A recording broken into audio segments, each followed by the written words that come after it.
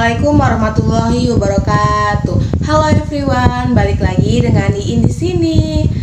Pada minggu kemarin saya sudah membahas tentang apa itu film, mulai dari sejarahnya. Dan pada hari ini saya akan membahas tentang film sebagai bentuk komunikasi massa, film reality sosial, dan imajinasi pengantar. Yang pertama, saya akan membahas tentang film sebagai bentuk media massa. Kenapa bisa dikatakan seperti itu? Jadi film merupakan salah satu bentuk media massa yang memiliki fungsi sebagai sarana komunikasi, hiburan, penerangan, dan pendidikan. Film juga dapat menjadi media yang efektif untuk menyampaikan pesan dan ide kepada halayak umum.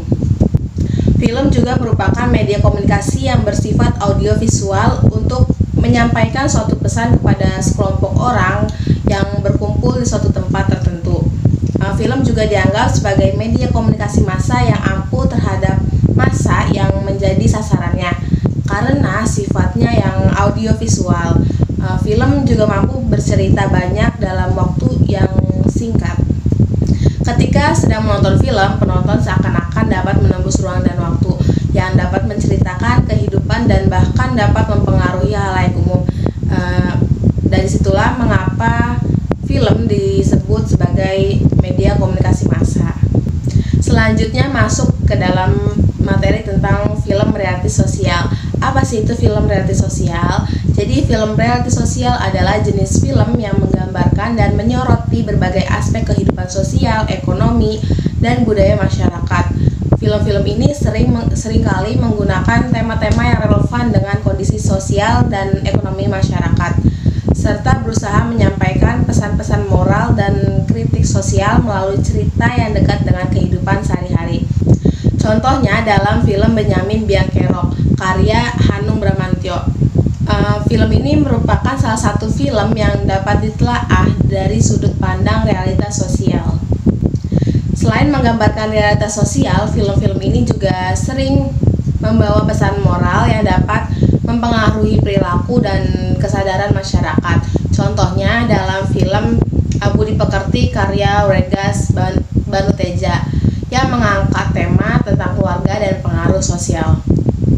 Dengan demikian, film-film realitas sosial berperan penting dalam menyampaikan pesan moral dan kritik sosial, serta membantu masyarakat memahami dan menghadapi berbagai realitas sosial yang terjadi di Indonesia.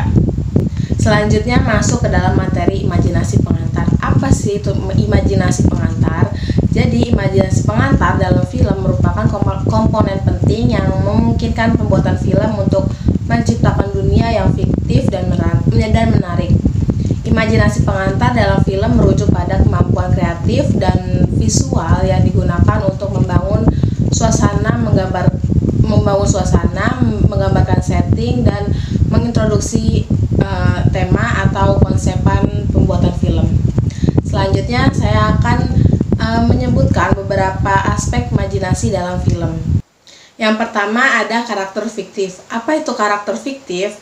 Karakter dalam film fantasi adalah hasil imajinasi kreator seperti karakter bintang atau makhluk luar biasa yang tidak ada dalam kehidupan nyata. Selanjutnya yang kedua yaitu cerita fiktif. Film fiksi sering menggunakan cerita rekaan di luar kejadian nyata, memungkinkan semua kejadian fiktif terjadi sesuai dengan kreativitas dan menggunakan imajinasi dari kreator itu sendiri.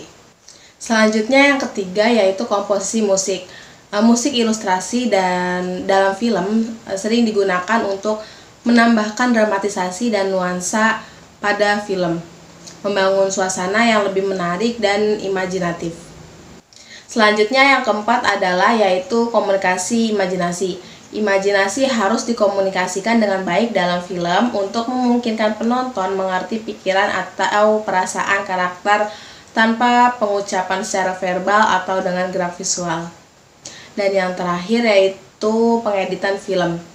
Mekanisme pengeditan film memungkinkan sutradara untuk menetapkan konvensi pengeditan yang efektif, membuat film terlihat seperti lebih imajinatif dan menarik. Itu saja untuk penjelasan saya pada hari ini, dan sampai jumpa di video selanjutnya. Bye bye. Wassalamualaikum warahmatullahi wabarakatuh.